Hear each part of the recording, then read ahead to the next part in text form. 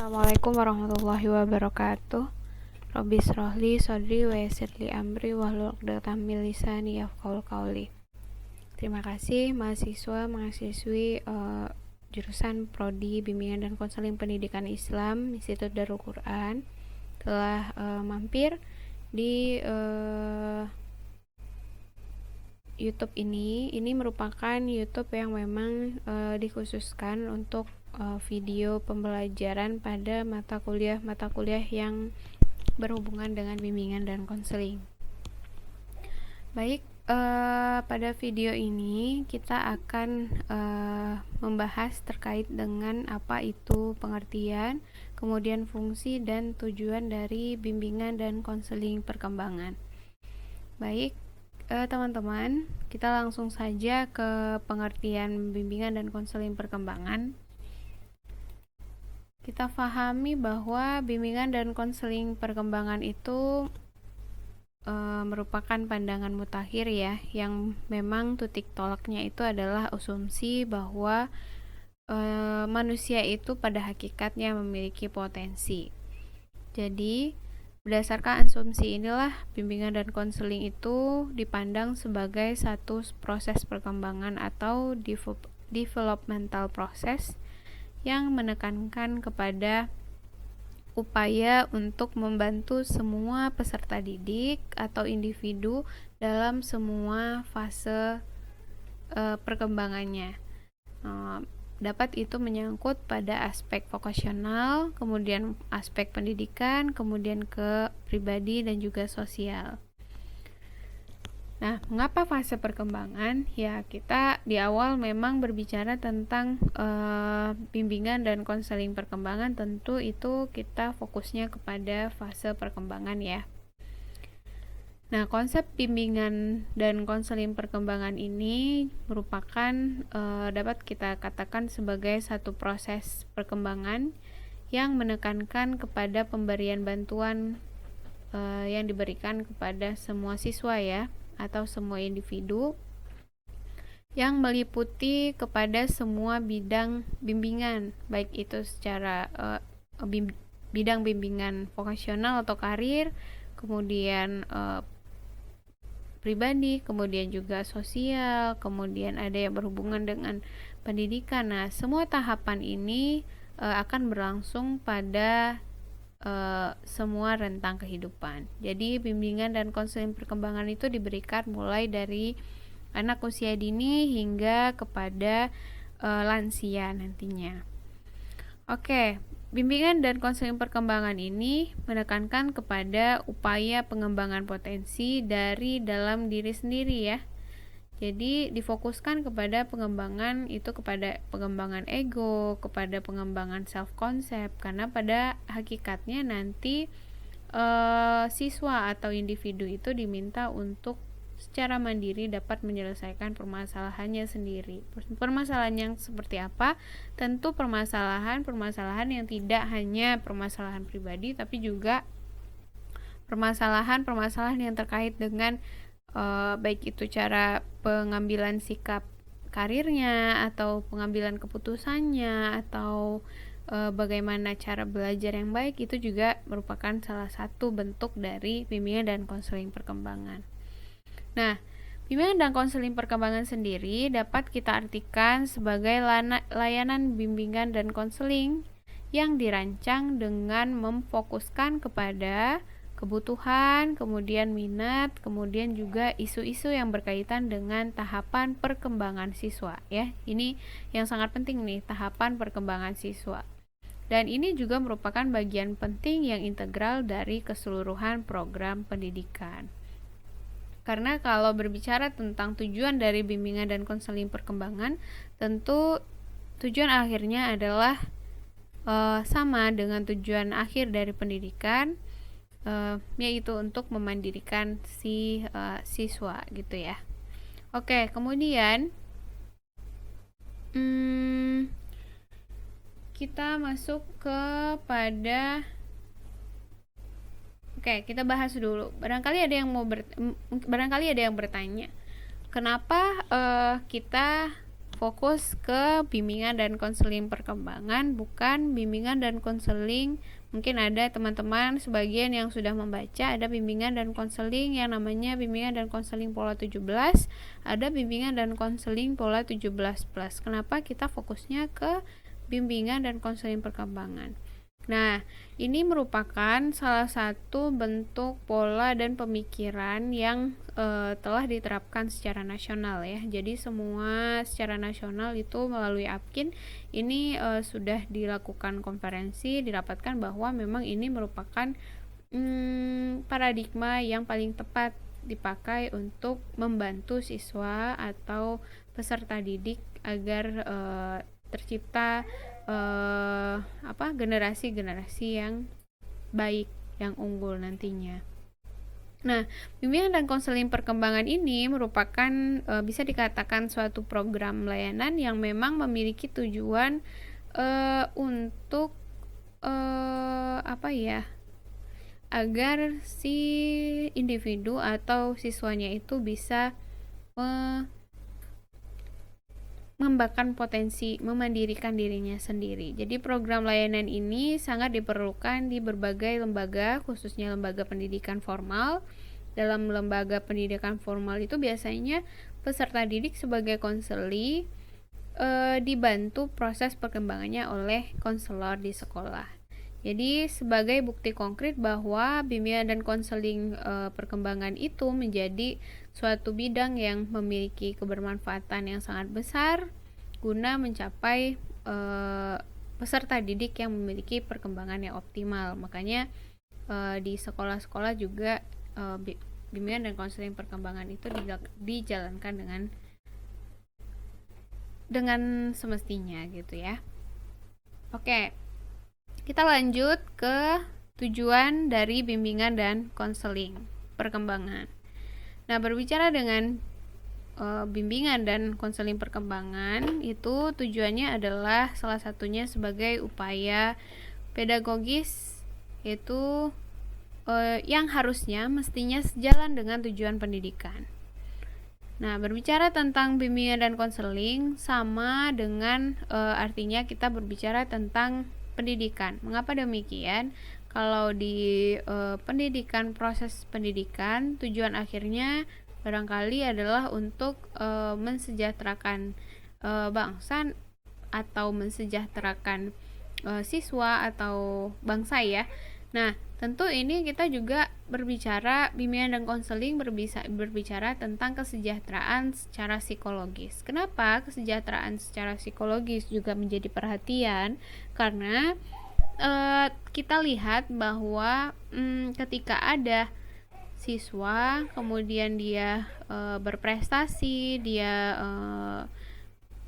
ahli di bidang mata pelajaran, tentu dia juga harus memiliki kecerdasan secara emosional. Artinya mereka juga siswa-siswa atau individu juga harus memiliki kemampuan dalam katakanlah itu yang merupakan aspek dari kesejahteraan psikologi. Nah, bisa saja itu dalam bentuk penerimaan diri yang bagus, bisa saja itu dalam bentuk pengambilan keputusan yang bagus, bisa dalam bentuk critical thinking yang baik. Nah, itu merupakan beberapa hal yang memang harus ada di dalam bimbingan dan konseling yang menjadi tujuannya. Nah, kalau bicara tentang bimbingan dan konseling, bicara tentang pendidikan, itu tentu tidak akan lepas dari hakikat manusia. Hakikat manusia yang seperti apa? Tentu hakikat manusia yang memiliki tujuan dan tugas-tugas perkembangan. Nah, tujuan dan tugas-tugas perkembangan inilah yang dibahas dalam bimbingan dan konseling perkembangan. Nah, kemudian keberadaan bimbingan ini secara terintegrasi di dalam pendidikan itu mengandung arti bahwa bimbingan dan konseling itu memiliki atau terarah kepada tujuan yang sama. Tujuannya apa? Tujuannya adalah untuk membantu manusia untuk mencapai kemandirian, membantu manusia agar mampu menolong dirinya sendiri. Nah, ya, jadi dia mampu untuk menolong dirinya sendiri Dalam artian misalnya kalau di pendidikan manusia itu mencapai kemandirian dalam hal kemampuan akademisi atau kecerdasan secara kognitif. Barangkali siswa itu diajarkan pelajaran IPA, IPS, matematika itu agar dia mampu untuk mencapai kemandirian dan mempunyai skill di bidang-bidang tersebut.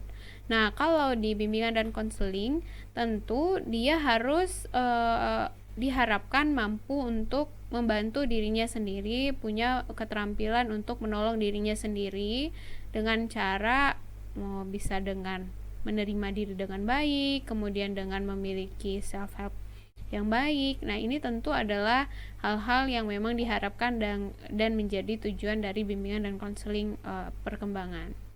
Nah, individu itu mengembangkan kemampuannya, mengarahkan dirinya, bertindak secara bertujuan, membentuk kehidupan sendiri, kemudian menerima tanggung jawab. Nah, inilah nanti tujuan akhir dari bimbingan dan konseling perkembangan. Ini kan sudah secara mandiri ya, ketika seseorang sudah mampu untuk mengarahkan dirinya sendiri, sudah bisa mengambil keputusan, sudah menjalankan sesuatu sesuai dengan tujuan yang memang sudah dibentuk, kemudian membentuk kehidupannya sendiri, kemudian juga bertanggung jawab terhadap dirinya sendiri.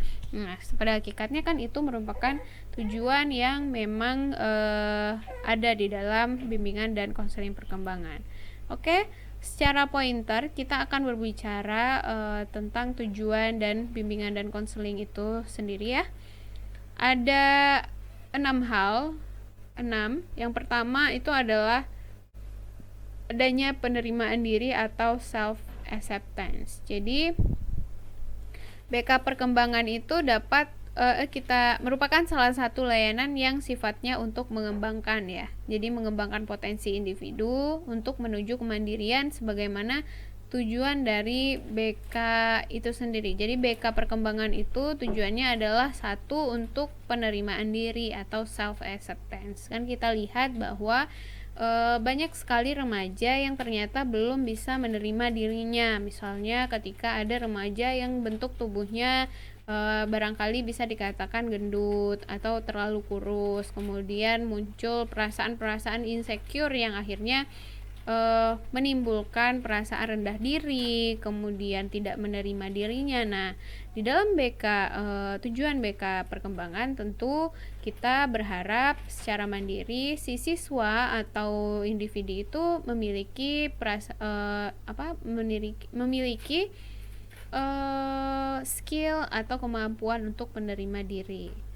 Oke, kemudian yang kedua, memiliki pemahaman tentang diri atau self understanding. Nah, ini sangat perlu ya, karena kita lihat masih banyak yang tidak bisa menerima dirinya sendiri, tidak tahu bagaimana cara membahagiakan dirinya sendiri, tidak mengerti bahagia itu seperti apa. Itu juga merupakan bentuk seseorang belum memahami dirinya sendiri. Bagaimana dia bisa bahagia, bagaimana dia bisa mengenal kehidupannya kalau dia tidak mengenal dirinya sendiri. Nah, ini perlu dan menjadi tujuan dari BK perkembangan.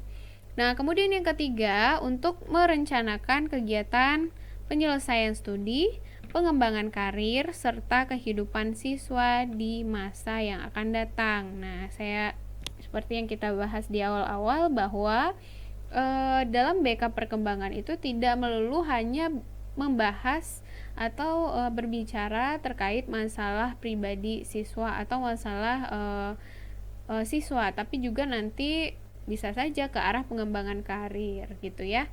Oke, yang keempat, untuk membantu mengembangkan seluruh potensi dan kekuatan yang dimiliki siswa secara optimal.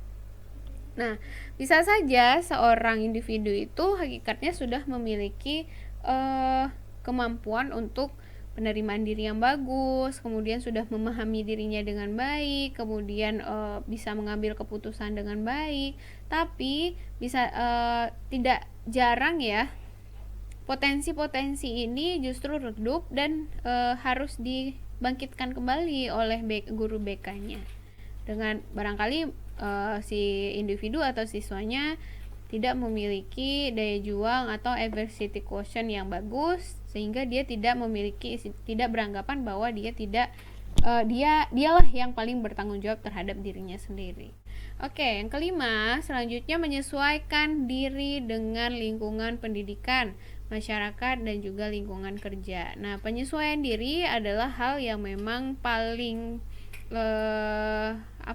paling krusial di proses bimbingan dan konseling, karena ketika seseorang tidak mampu untuk menyesuaikan dirinya, biasanya akan terjadi permasalahan-permasalahan terkait dan biasanya permasalahan-permasalahan itu terjadi dengan lingkungannya. Nah, itu nanti akan terjadi permasalahan, akan menjalar ke penerimaan diri yang kurang bagus, kemudian cara berkomunikasi yang kurang baik. Nah, nanti akan berdampak ke situ. Nah, yang keenam, tujuan akhir dari bimbingan dan konseling itu adalah untuk mengatasi hambatan dan kesulitan yang dihadapi siswa dalam studi kehidupan masyarakat dan dunia kerja. Nah, oke ya. Jadi kita sepakat nih untuk keenam poin ini, bahwa memang tujuan dari bimbingan dan konseling perkembangan itu sangat komprehensif, sangat banyak, tidak hanya berbicara tentang aspek pribadi dan sosial, tapi juga berbicara tentang karir, kehidupan, kemudian studi dari siswa dan juga atau individu sebagai konseli. Oke, kita lanjut ke asumsi bimbingan dan konseling perkembangan. Nah, kita bicara dulu tentang asumsi ya.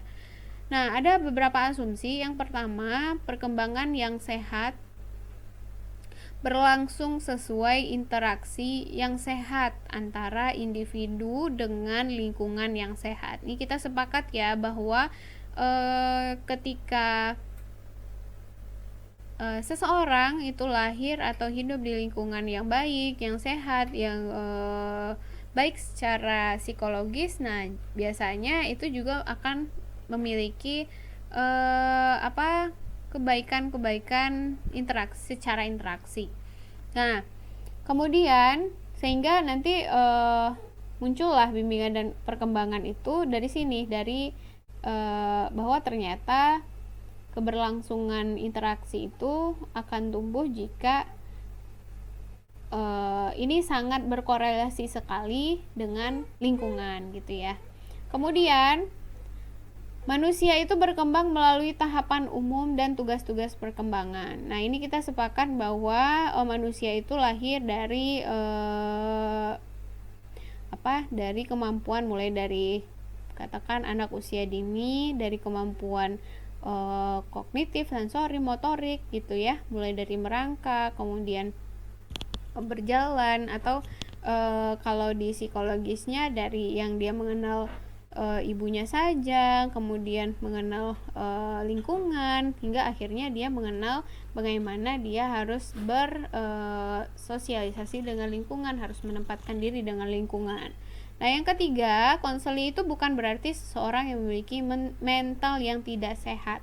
Namun, pandanglah konseli itu sebagai seseorang yang sedang merancang tujuan hidup, kemudian membuat satu keputusan dan bertanggung jawab atas tugas-tugas perkembangannya. Ini perlu teman-teman pasang ya asumsi ini ya, bahwa seorang yang nanti datang ke teman-teman sebagai konselor atau sebagai guru BK bukanlah orang yang tidak sehat secara mental, tapi adalah orang-orang yang ternyata punya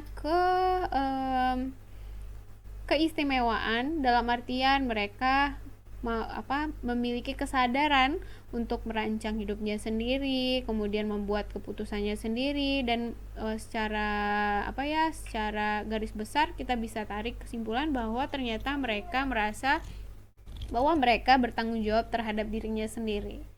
Yang keempat, konseli itu sebagai individu yang berkembang menuju pengayaan diri sesuai dengan hakikat manusia. Nah, hakikat manusia itu kan berkembang menuju ke arah yang lebih baik. Nah, ini sama. Yang nomor 5, konseli itu adalah seorang klien, bukan seorang pasien. Ini perlu teman-teman tekankan ya. Nah, dan konselor itu bukan pula seorang yang bekerja untuk mengobati konseli. Jadi bukan dokter ya, Kak. Jadi ketika ada konseli yang datang itu hakikatnya teman-teman bukan untuk menyelesaikan permasalahan, tapi teman-teman untuk memandirikan si konseli agar mereka bisa keluar dari permasalahan itu. Nah, caranya bagaimana? Bisa saja dengan seorang konselor itu menjadikan konselinya sebagai sahabat, bisa berperan sebagai konsultan profesional, bisa juga berperan sebagai guru orang tua yang memang dalam hakikatnya memberikan bimbingan ya kepada konseli, tentu dengan tujuan untuk menuju ke perkembangan konseli yang optimal. Nah, selanjutnya perkembangan konselor itu netral, maaf ya, ini bukan tidak, ini netral. Konselor itu netral, jadi dia tidak yang berat. Maksudnya gini, ketika ada konseli datang ke konselor dengan membawa permasalahan-permasalahan yang besar, dengan permasalahan-permasalahan yang barangkali tidak bisa diterima secara moral gitu ya. Nah, si konselor itu harus bersifat profesional. Bersikap profesional bagaimana? Pasang kacamata bahwa konseli yang datang itu adalah dia dalam rangka ingin bertanggung jawab kepada dirinya sendiri. Dia ingin keluar dari permasalahannya, dia ingin berkonsultasi, dia ingin mendapatkan motivasi dari si konselor. Nah, si konselor itulah yang nanti pada hakikatnya memiliki nilai, perasaan, komitmen gitu ya, yang memang harus diatur dan disesuaikan dengan si konseli. Yang ketujuh, ada layanan BK perkembangan di sekolah. Ini diberikan oleh guru BK yang terlatih kepada konseling. Kenapa terlatih?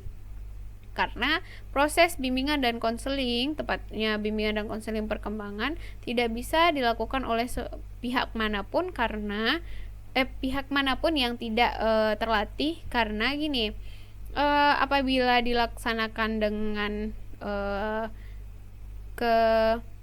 kemampuan yang biasa-biasa saja atau orang yang tidak memiliki keahlian di dalamnya, tentu itu nanti akan jatuhnya itu lebih ke curhat gitu ya. Jadi untuk menghindari kesalahan-kesalahan yang demikian, maka tentu dalam pelaksanaan bimbingan dan konseling itu harus dilakukan dengan orang yang punya skill dan terlatih. Nah, selanjutnya yang nomor 6. Selanjutnya kita ke slide 6. Itu ada prinsip-prinsip bimbingan dan konseling perkembangan. Nah, kita baca aja ya, bahwa ternyata BK perkembangan itu diberikan kepada seluruh siswa.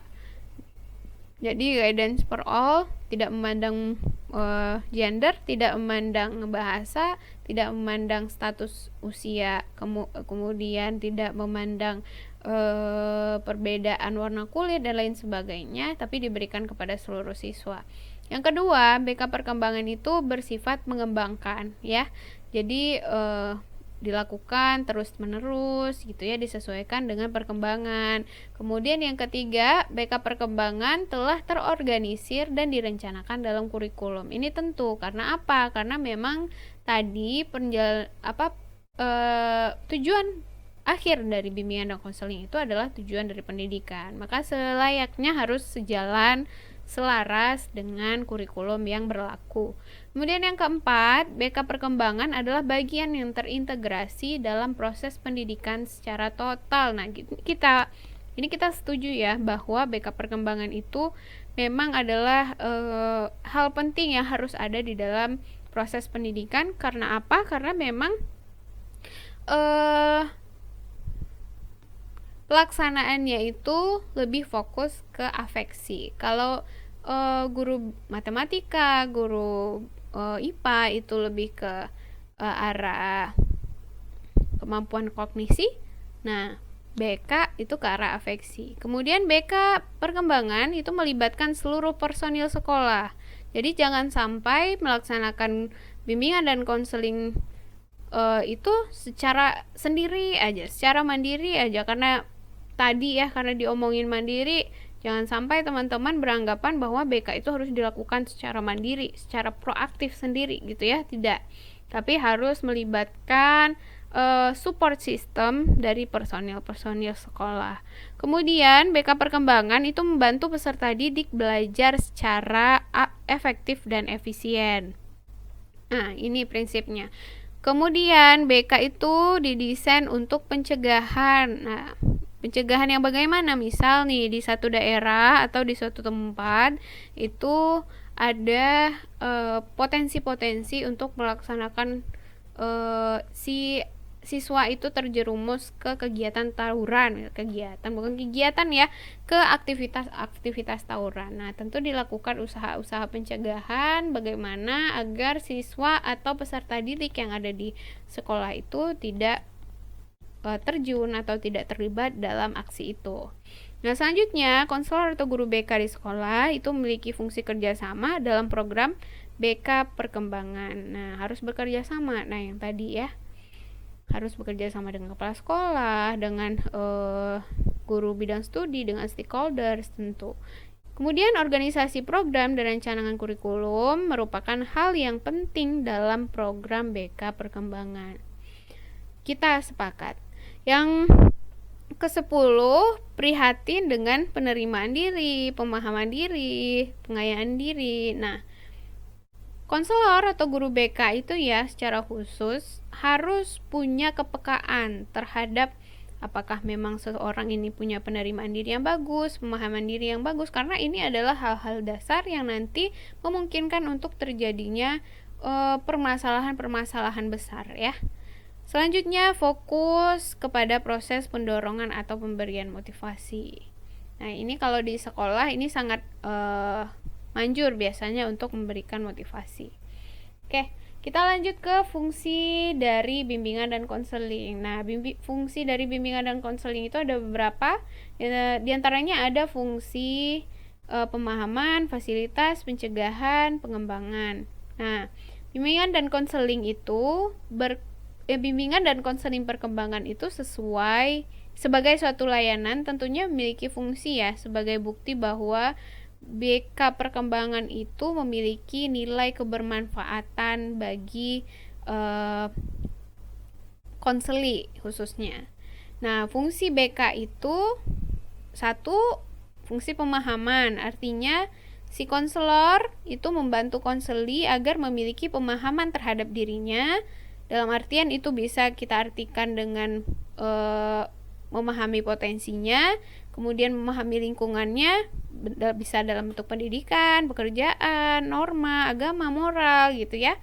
Kemudian konseli itu diharapkan mampu mengembangkan potensi dirinya secara optimal dan menyesuaikan dirinya dengan lingkungan secara dinamis dan juga konstruktif. Nah, yang kedua ada fungsi fasilitas. Nah, kalau fungsi fasilitas ini memberikan kemudahan kepada konseli. Si konselor itu diharapkan mampu memberikan kemudahan kepada konseli dalam mencapai pertumbuhan dan perkembangan yang optimal dalam diri konseli. Tentu fasilitas yang diberikan adalah fasilitas yang sifatnya untuk pengembangan kesejahteraan psikologis. Nah, yang ketiga, fungsi pencegahan atau preventif. Nah, konselor itu senantiasa mengantisipasi berbagai permasalahan ya yang memang mungkin terjadi dan berupaya untuk mencegahnya supaya tidak dialami konseli. Nah, konselor itu memberikan bimbingan kepada konseli tentang cara menghindarkan diri dari perbuatan dan kegiatan yang dapat membahayakan dirinya. Selanjutnya ada fungsi pengembangan. Nah, fungsi pengembangan apa? Fungsi pengembangan itu bersifat lebih proaktif daripada fungsi-fungsi lainnya. Mengapa? Karena konselor itu senantiasa berupaya untuk menciptakan lingkungan belajar yang kondusif, yang memfasilitasi perkembangan konseli. Konselor itu juga mengupayakan untuk melaksanakan program bimbingan secara sistematis dan berkesinambungan dalam upaya membentuk konseling yang akhirnya dapat mencapai tugas-tugas perkembangan.